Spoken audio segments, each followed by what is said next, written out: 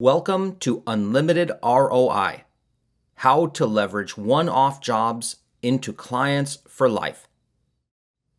If you think back to the beginning of this course, one of the first things I pointed out was that it costs 10 times as much to find new clients as it does to keep existing ones.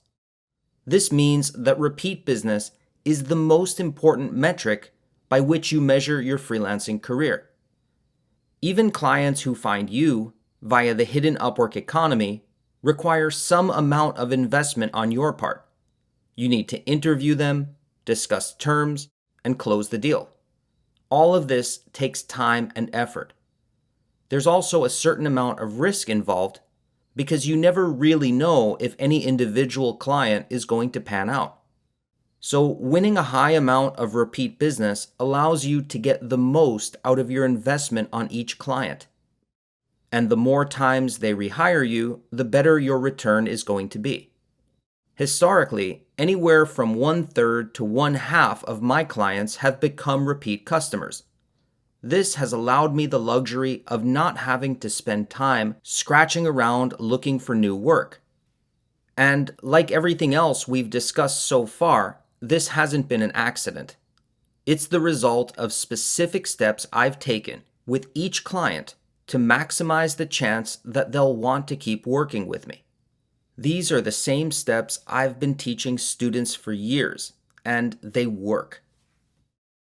The first thing you need to realize is that the likelihood that a client will become a repeat customer goes hand in hand with how the client rates you through Upwork's public feedback system. Remember that humans have a built-in consistency mechanism. We try to ensure that our actions are in alignment with one another. So a client who leaves you a good rating will naturally be more likely to want to hire you again and again. And of course, there's also the simple fact that a good rating usually means you did a really good job. For these reasons, I always try to not only meet the client's expectations in all of these areas, I try to exceed them. Remember what I told you early on in the course. NASA doesn't leave anything to chance, and neither should you.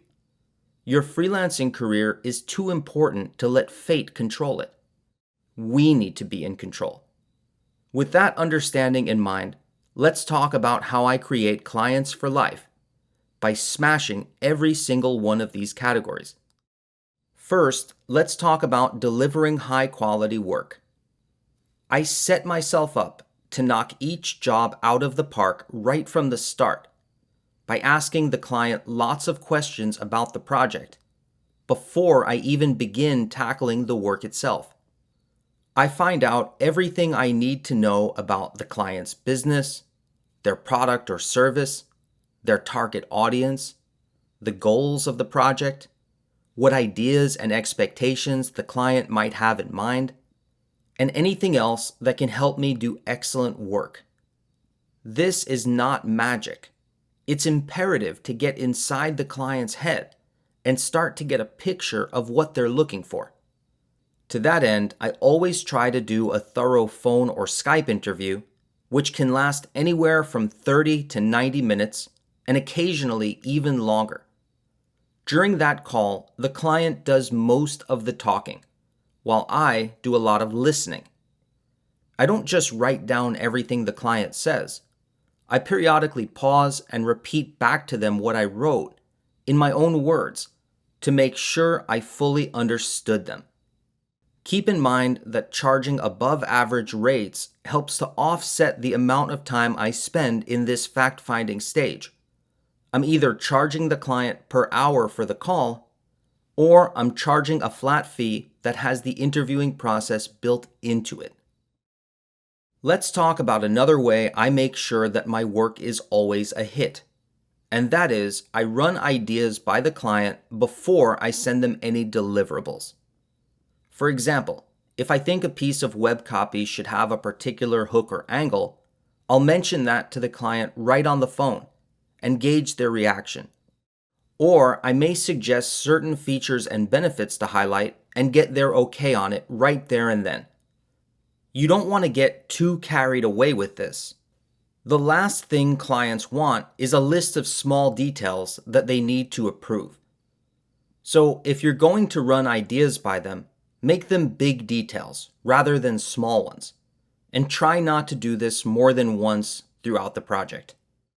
The bottom line is, any suggestions you can get the client to approve ahead of time make it that much more likely that you're going to end up doing work they love. Another way I like to keep the quality of my work very high is by giving the client a little more than they asked for. Daniel Pink, author of To Sell is Human and other great books, calls this concept upserving. And of course, clients absolutely love it. The great thing about this approach is that it doesn't have to be hard or take a long time. You can often impress clients with just a few extra minutes of effort, or in some cases, even seconds. For example, if I'm writing a landing page for a client, rather than including one headline, I'll usually give them 3 different ones to choose from or to test out. Or let's say I'm writing a video script for a client. I might go ahead and give them some tips about how to share it on social media. Or I may even write a very short lead-in that they can use when they post it on Facebook. Again, this is something very small, but it shows the client that I care, that I have their best interests at heart. If you do this, it's important to make sure you mention it to the client when you deliver the work, so they know that you went out of your way to give them something extra. I usually do this with a couple of bullet points that the client can read very quickly. There's one more approach I use when it comes to ensuring I deliver top quality work that exceeds the client's expectations. And that is, I enlist the client's assistance in case I need to make revisions to the first draft of my deliverable. Specifically, when I deliver my first draft, I let the client know that sometimes minor revisions are needed, and I tell them how to provide me with feedback that is most helpful in ending up with a great finished product. For example, I give them a few choices as to how to provide me with critiques. They can either send me written notes, or they can tell them to me by phone. I also let the client know that the more specific they can be with their feedback, the better their final copy will be. I even get really specific with this. I explain to them that telling me to highlight their round-the-clock customer service is better than telling me to, quote-unquote, convey more value. Because the last thing I want is vague feedback from the client that won't help me improve their final copy. Then I truly listen to the client's feedback and incorporate what I've learned very closely when I edit the work. I try very hard to never become defensive or take anything personally. I just want to have the best chance of knocking it out of the park, thus winning repeat business and a great review. Next, let's talk about another big factor in winning repeat business: communication. This is a hugely important area to clients, and one that is often ignored by most freelancers. Now, of course, you want to try to respond to clients as quickly as possible. If you have other commitments and can't respond to clients multiple times per day, that's okay. And we'll talk more about that a bit later when we discuss your availability. But for now, there's a piece of the communication puzzle that's even more important than your responsiveness, and that is going out of your way to give clients proactive updates. Clients absolutely love this because it puts their mind at ease. Again, most freelancers don't think about this, but that's a huge mistake. You might be working hard on the project, but to a client, there's nothing like getting an update that lets them know that you're making progress and that things are going smoothly. Remember, how clients feel is more important than logic, and giving proactive updates goes a long way toward making clients want to keep rehiring you over and over again. So let me give you a few quick pointers on doing that. First things first, you don't want to send a client too many updates. High-quality clients are busy people who already get more emails than they can keep up with. You don't want to be perceived as someone who contributes to their email overload and makes their life more complicated than it needs to be. At the same time, you do want to send regular updates, so there's a balance you need to strike. A good rule of thumb is to send a quick update every 1 or 2 days.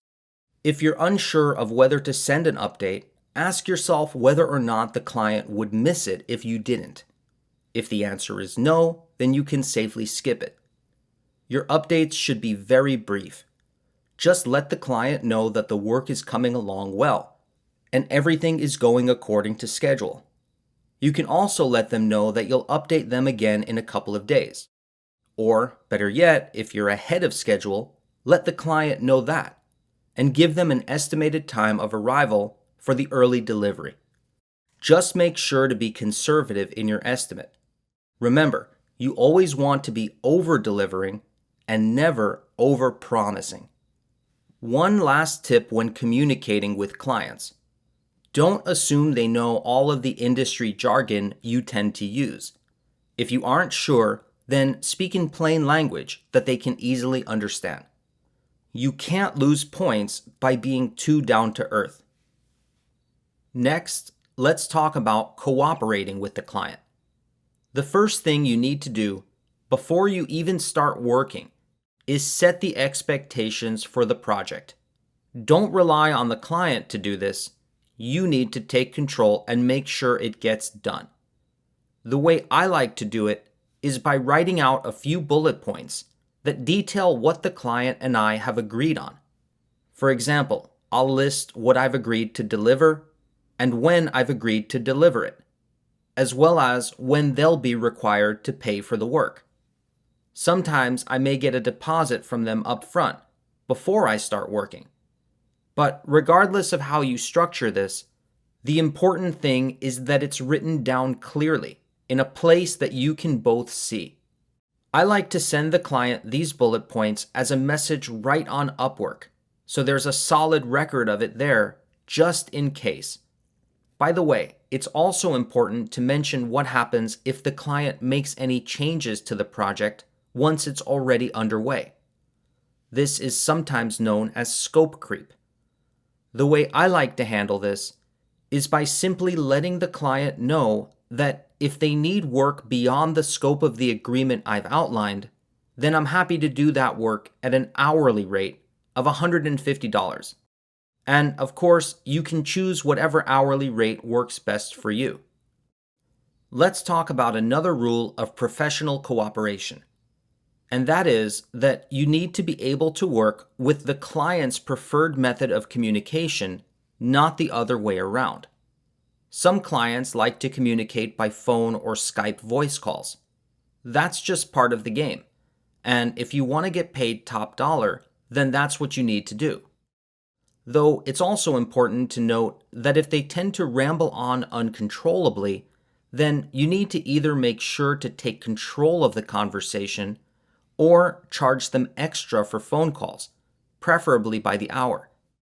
There are other clients who hate to talk on the phone, preferring to do all communication by email. Obviously, you'll want to follow their lead and use email as your main communication channel.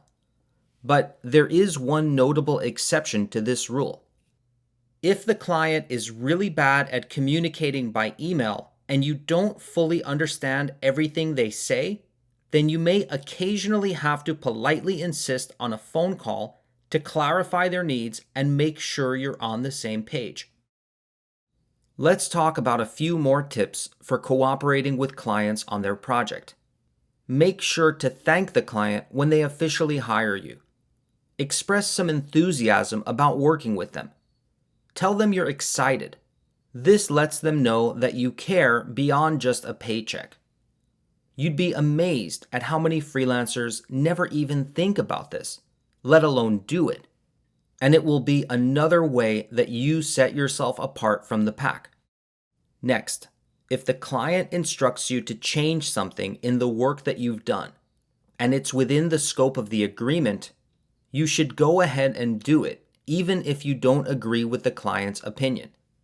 On the other hand, if they ask for your opinion, or if they are unsure of something, then it's your responsibility to speak up and let them know your expert opinion, even if it means disagreeing with something they've said or done. But always do it politely, framing it in a way that makes it clear your main goal is to help them. The last thing I want to mention about cooperating with clients is the public feedback that you leave for them. Now, obviously, the better your review is, the more likely they'll be to want to work with you again. The key here is to be really specific. Do not make your client feedback sound generic. Trust me when I tell you clients are looking at the feedback you leave for them, and everyone wants to receive nice compliments. Plus, just like freelancers, clients rely on good reviews to help them bolster their Upwork reputation. So take a few extra minutes and think about a way to leave really good feedback for each client, provided that you liked working with them. Try to write it in a way that explains to other freelancers why they would want to work with this client. Talk about the client's good qualities, as well as any parts of the project you particularly enjoyed. You can even mention that you'd be happy to work with them again in the future. Okay, let's talk about another critical component of earning repeat clients: your skills. And just as importantly, how clients perceive your skills. One good way to think about your skills is that you never want to aim for competence. You want to be seen as an expert. Now, don't worry, because that doesn't mean you have to be a rocket scientist either. You just have to do what I've been doing since day one, and that is never stop learning. If you want to thrive as a freelancer, rather than just get by, you need to constantly be educating yourself and staying ahead of the curve. The good news is that there are tons of blogs, books, classes, mentors, and online communities devoted to helping you get better, regardless of how new or experienced you happen to be. Make sure to read and engage with these as often as possible. That may be every day or as little as a couple of times a week. But you need to stay on the cutting edge of things in order to command top dollar. Staying up to the minute allows you to teach your client things they weren't aware of. This ups your perceived value in their eyes and makes you seem indispensable. They start to feel like having you on their team adds an ever-increasing amount of value to their business. This is one of the best ways to create customers for life. Again, let's look back at that quote from Mark Cuban, which I showed you in the previous module. If staying at the forefront of your industry sounds like a lot of work, it is. But it also allows you to charge more, so you don't have to work as many billable hours as your competitors in order to make the same amount or even more. For example, in my first 6-figure year as a freelancer, I worked only about 20 billable hours a week, half of the average American work week. Of course, I still did quite a few non-billable hours of work each week, such as administrative work, but charging a premium amount still gave me enough time left over to hit the books while still making excellent money and never overworking myself. Now, let's talk about scheduling your projects. Again, another area that most freelancers just end up doing a mediocre job at. The key here is that you don't want to just deliver your work on time. You want to deliver it early. Now, this is a little tricky, because if you send it in too early, then you lower the perceived value of it. You don't want to make it look too easy, or make the client think that you just threw it together in a few minutes, even if you did. In business, perception is reality. So there's a Goldilocks zone of just right that you're aiming for. The way I handle this is to shoot for delivering my work to the client a day or two ahead of schedule. The best way to do that is to pad your deadlines. If you think you can get a deliverable to the client in 3 days, try quoting them 5 days instead. Then deliver the work 24 to 48 hours early and really wow them. By the way, if they need it quicker, you can still impress them by agreeing to that, but be sure to let them know that you'll be going out of your way to accommodate them. Or, if you choose, you can opt to tack on an additional 15% as a rush fee. It's totally up to you. Next, let's talk about your availability. Obviously, you want to be as available to clients as you can be. That doesn't mean that you need to be there for their every beck and call. But it does mean that your clients should know how and when they can get a hold of you. Your availability will depend on a number of things, like commitments outside of freelancing. For example, if you have a job in addition to freelancing, you're obviously not going to be as available as someone who's freelancing full-time. That's perfectly okay. But again, you need to make sure clients know when they will be able to reach you, if and when they need to. Over the course of the past couple of years, I've been able to maintain a 50% repeat business rate from my clients, and I'm almost always too busy to answer my phone if they call. So my clients know that if they want to talk to me, we usually need to make an appointment. But I will always make sure to squeeze that appointment in a timely manner. I also respond to their calls and emails same day, as long as it isn't a weekend or a holiday. If I take a vacation, I try to give clients a couple of weeks' notice so they can plan accordingly. So, although my clients can't always reach me on a moment's notice, they always feel like my availability is top-notch. Finally, I want to give you one last piece of advice when it comes to winning repeat business, and that is, offer your friendship to each client. I once heard an old pro freelancer claim that clients are not your friends, but I have to strongly disagree with that statement. And I think this freelancer would have been much more successful if he had reconsidered it himself. When you think about your relationship with an Upwork client, you need to put it into perspective. As I said earlier in the course, this is a stranger who's willing to pay you good money to perform a service right over the internet. I don't know about you, but anyone willing to do this for me is definitely someone I am going to treat like a friend. Does this mean that every client will become your friend? Of course not. Some of them simply won't be interested in that, and that's okay. Nor do you have to become best friends with every client who does want to be your friend. It's perfectly okay to keep your friendship with them at arm's length. But it turns out that, in addition to just being a fun way to do business, making friends with your clients is also very good for your bottom line. Think back to earlier in the course, when we discussed the limbic brain and how people use it to make emotional decisions. The same way that when it comes time to replace my iMac, I'll head over to the Apple Store and replace it with, you guessed it, another iMac. Think about that. I won't even look at a competitor's product. That's exactly the type of loyalty you can and should be building with your clients.